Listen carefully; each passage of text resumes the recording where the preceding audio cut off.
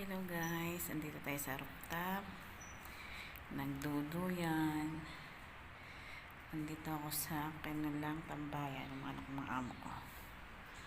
Oh, ito nalinis ko rin. Katulong ko yung mga anak nila. Kasi hirap pag mag-isa.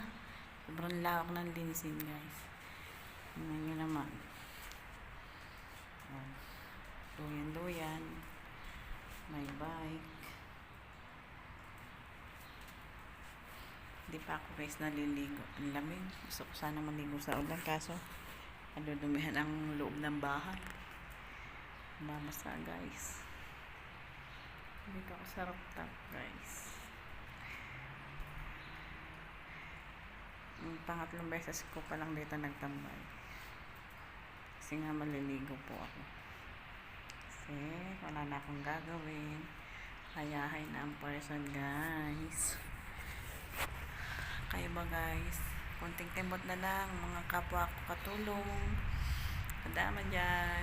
Kunting timbot na lang. Tapos na Ramadan pero wala pa tayong hadiah. Pero ako never guys. Hindi pa hadiah. Ayan guys. Nakalambay na ako no? Mag-isa lang ako dito guys. Tapos 7 silang pamilya.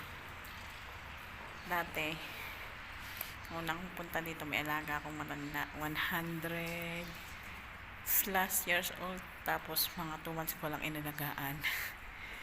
Nasyugok na.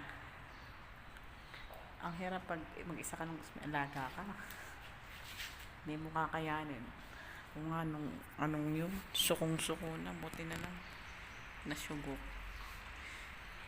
kasi sobrang tanda na. Ang hirap mag-alaga ng matanda, nandudura, nangungurot. Ay, tiniis ko yun. Pero okay lang. Wala rin naman nangyari. Ayan guys. Hindi na umuulan guys. Nakakapag-bike na ako guys. Pataas. Ito yung kabilang pinto naman guys. Guys. Pababa po ako para itapon ko ang basura. Doon ilagay ko pala doon sa may garage.